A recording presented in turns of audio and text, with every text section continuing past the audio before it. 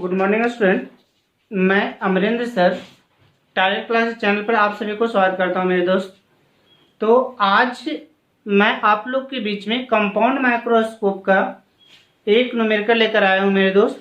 Compound microscope और simple microscope ये दोनों हम पढ़ा चुके हैं। इसी का न्यूमेरिकल आज हम समझाने जा रहे हैं। इसे अच्छी तरह से देखें और समझें मेरे दोस्त। इसके बाद एनसीईआरटी में क्वेश्चन है, उस क्वेश्चन को आप बना करके देखेंगे। तो चलें यहाँ पर देखेंगे। अब तो एक बार हम सवाल पढ़ लेते हैं, उस क्वेश्चन को सुनेंगे। कहता है कि एक सूक्ष्मदर्शी के अभिदेशक तथा नेत्रिका की फोकल दूरी क्रमशः 0.5 सेंटीमीटर तथा 2.5 सेंटीमीटर। इसका मतलब ये हुआ दोस्त कि दिया हुआ है आपका कि अभिदेशक और नेत्रिका, तो अभिदेशक की फोकस 0.5 और नेत्रिका की फोकस 2.5। मतलब कंपाउंड माइक्रोस्कोप में अभिदेशक जो होते हैं उसकी फोकस कम होती है और नेत्रिका की फोकस अधिक होती है। अभिदेशक की फोकस कम होती है और नेत्रिका की फोकस अधिक होती है। किस में? तो कंपाउंड माइक्रोस्कोप में। और हम आपको बीच एक कंपाउंड माइक्रोस्कोप ही लेकर आए, कंपाउंड माइक्रोस्कोप का ही बात करें। कंपाउंड माइक्रोस्कोप में अब इसके बाद तथा इसकी नली की लंबाई। अब नली की लंबाई का मतलब क्या हुआ? तो दोनों लेंसों के बीच की जो दूरी होती है, इस दूरी को नली की लंबाई कहते हैं। दोनों लेंसों के बीच की दूरी होती है, इस दूरी को नली की लंबाई कहते हैं। नली की लंबाई 16.5 सेंटीमीटर है। तो अंतिम प्रतिबिंब अनंत, कौन कंडीशन? अनंत वाले, अनंत पर बनता है। तो आवर्धन क्षमता ज्ञात करें। इसमें भी आपको बताए थे दोस्त, दो कंडीशन होता है, case O1 and case 2। Case O1 में हम लेकर चलते हैं कब? जब अंतिम प्रतिबिंब स्पर्श दृष्टि की न्यूनतम दूरी पर होता है या मैक्सिमम मैग्निफिकेशन पावर के लिए। और केस 2 जब अंतिम प्रतिबिंब अनंत पर बनती है और न्यूनतम मैग्निफिकेशन पावर के लिए। तो सबसे पहले दोस्त इसका पिक्चर डायग्राम को समझेंगे। कंपाउंड माइक्रोस्कोप में डबल लेंस होता है, एक की फोकस कम और एक की फोकस अधिक, और दोनों के दोनों उत्तल लेंस ही होते हैं। तो सबसे पहले डायग्राम देखेंगे हम, उसके बाद आसानी से समझ में आ जाएगा। तो यहाँ पर आपका एक लेंस बनाना है और वह भी कैसा? उत्तल लेंस बनाना है। तो यहाँ पर देखिए उत्तल लेंस, ये डॉट डॉट से डालते हैं इसका द्वारा, एक बीच से रेखा, इसका नाम मुख्य या प्रधान है। यह हो गया प्रिंसिपल एक्सिस, इसे कहते हैं मुख्य अक्ष या प्रधान है। अब इसके बाद दोस्त यहाँ पर ऑप्टिकल सेंटर हो गया और यहाँ पर फोकस हो गया। ऑप्टिकल सेंटर और यहाँ पर फोकस है।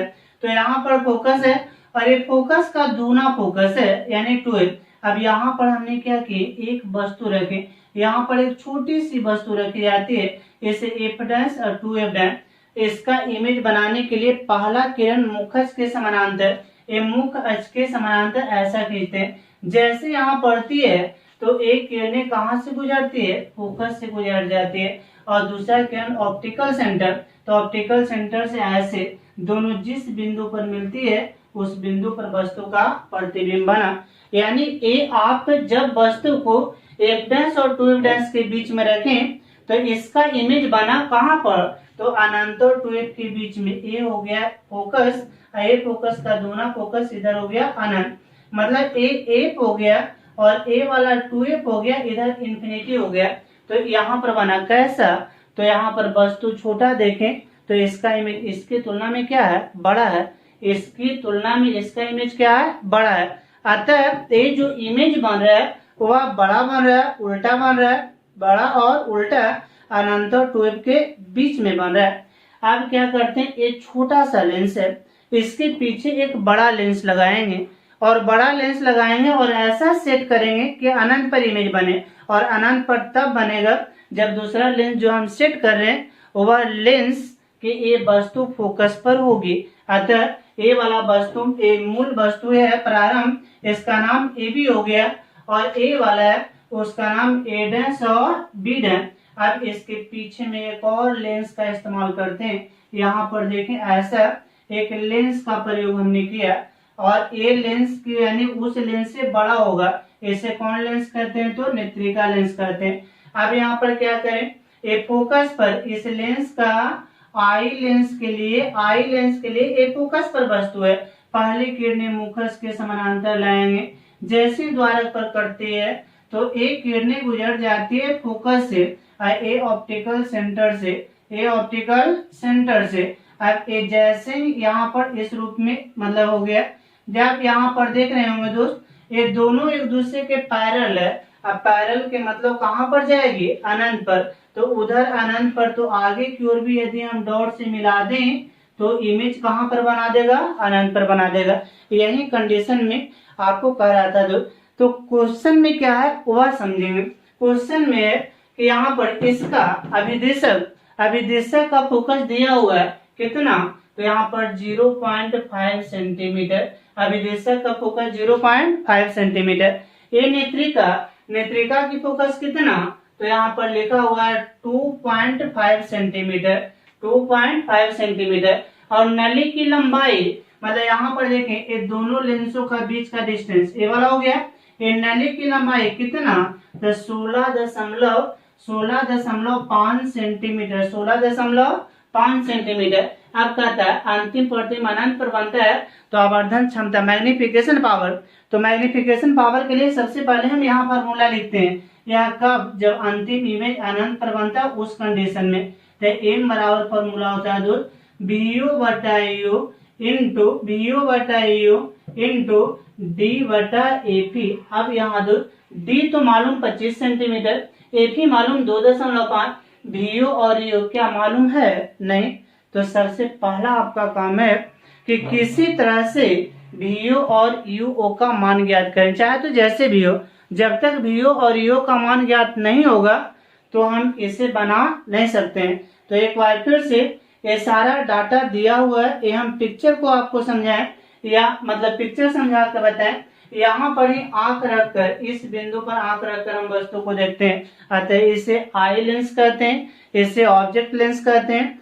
अब हम किसी तरह से हमें ज्ञात करना है यहाँ से लेके यहाँ तक दूरी, ये दूरी है, ये दूरी का नाम है UO ऑब्जेक्ट लेंस के लिए वस्तु दूरी।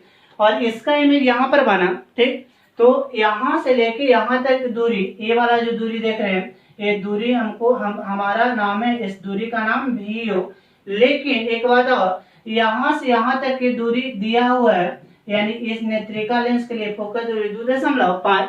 आप देखें टोटल में से यदि टोटल 16.5 है और यहाँ पर 2.5 है, यदि टोटल में से 2.5 घटा दें तो क्या VO का मान नहीं आ गया, तो VO का मान आ गया।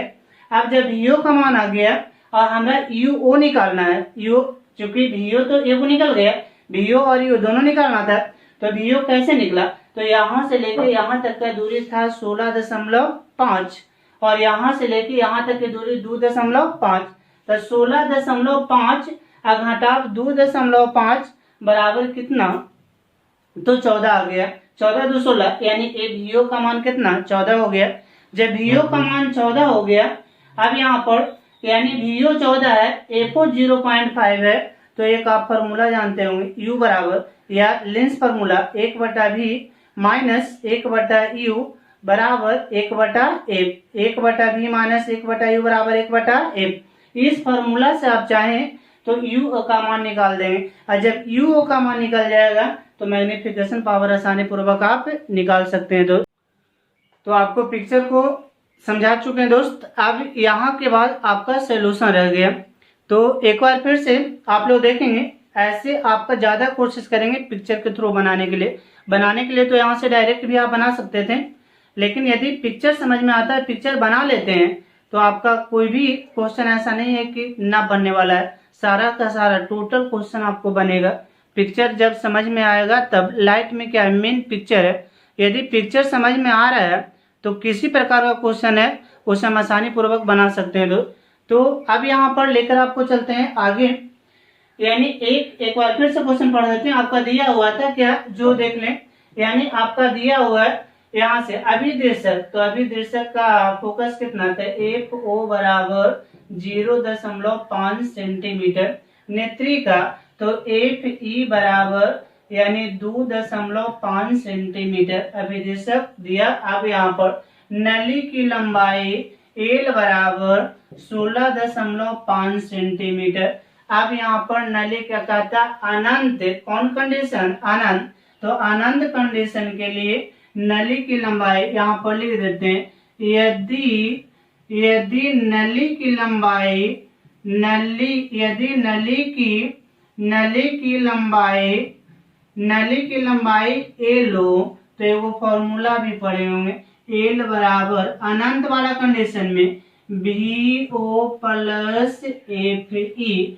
अब एल का मान कितना है दोस्त, तो 16.5 VO प्लस FE, तो FE का मान कितना है, तो FE यहाँ से देखो लिखा हुआ 2.5, तो यहाँ पर 2.5 सेंटीमीटर, तो डायरेक्ट कर देते हैं, तो VO का मान कितना आ जाएगा, तो VO का मान आ जाएगा, यहाँ घट गया तो घटेगा तो कितना 14 सेंटीमीटर, यहाँ पर 16 घटा 2.5, 5 से 5 और 2 घटा तो 14 2 16, तो कितना आ गया दोस्त, तो मतलब 14 सेंटीमीटर। अब इसके बाद आगे चलते हैं, हमें निकालना क्या है, तो हमें ज्ञात करना है आपका, यानी VO तो निकला तो U निकालना है, तो UO के लिए एक बार फिर से फॉर्मूला अप्लाई करेंगे, lens formula 1/VO minus 1/U बराबर 1/FO हो गया, 1/VO, VO की जगह पर 14 सेंटीमीटर आया हुआ है दोस्त, VO की जगह पर 14, तो 1/14 घटा 1/EU बराबर 1/FO, FO 0.5, तो 0.5, अभी माइनस इधर आया तो प्लस में, तो 1/14 घटा 1/0.5 इतना बराबर यानी 1/UO हो गया।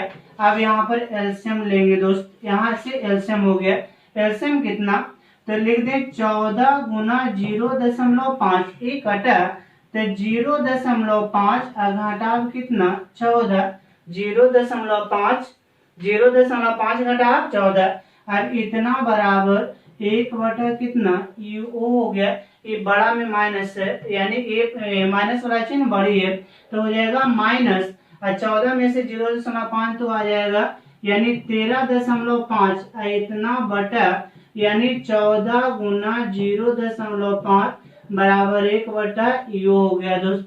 अब आगे चलते हैं, यानी यहाँ से UO बराबर कितना हो जाएगा, तो UO बराबर नीचे वाला ऊपर कर दो, तो 14 गुना 0.5 इतना बटा, यहाँ पर माइनस है, यानी 13.5, अब दशमलव से दशमलव कैंसिल हो गया, दशमलव से दशमलव कैंसिल हो गया।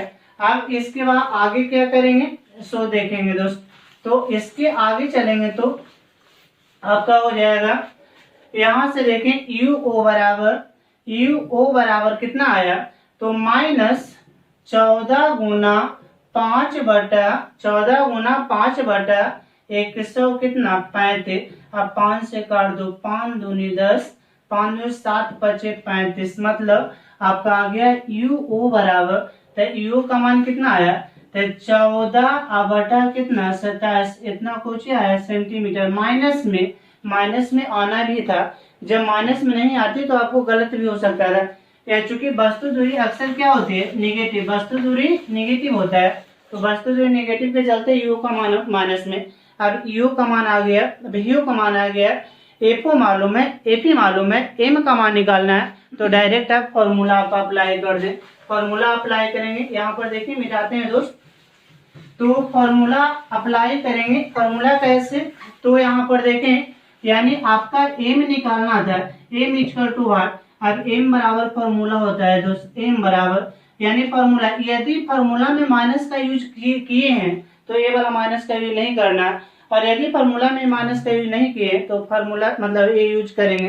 तो यहाँ पर देखें डायरेक्ट लिखते हैं, फॉर्मूला में माइनस का यूज नहीं कर रहे हैं, माइनस का मतलब उल्टा लास्ट इमेज होता है, बस इतना ही अंतर है। तो यहाँ पर VO बटा UO गुना D बटा FE हो गया मेरे दोस्त।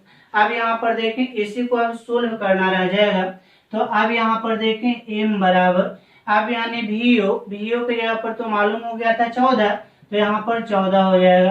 अब EO तो ये माइनस 14/27 तो माइनस यहाँ 14 अब बटा 27 तो ऊपर में गुना में 27 कर दें। अब डी, तो डी के यहाँ पर तो 25 होता ही है। एपी, तो एपी का मान यहाँ पर मालूम है, एपी 2.5, तो एपी का मान 2.5 सेंटीमीटर हो गया, तो 2.5 सेंटीमीटर है। अब इसके बाद देखें तो ए से तो कैंसिल हो गया दोस्त। अब इसके बाद आगे चलते हैं, यहाँ पर देख रहे हैं m बराबर हो गया यहाँ से 27, m बराबर कितना, तो 27, माइनस तो रहेगा ही, यानी 27 गुना 25 बटा 2.5 दशमलव हटा दो, यहाँ पर 10 कर दो, क्या 25 से 25 कट जाएगा। अब बताओ दोस्त m बराबर माइनस यहाँ पर 200 कितना 70, क्या इसका मात्रक होगा, नहीं, तो मैग्निफिकेशन पावर कितना आ गया, तो यहाँ पर -270, इसका मात्रक और विमान नहीं होते हैं। तो इस तरह से आप इसे अच्छी तरह से नोट कर लें। इस प्रकार का क्वेश्चन एनसीईआरटी में आपको मिलेंगे, 2 से 3 क्वेश्चन है, आप बनाने का कोशिश करेंगे, यदि नहीं बनेगा तो पुनः वह भी क्वेश्चन लेकर आएंगे दोस्त। जय हिंद।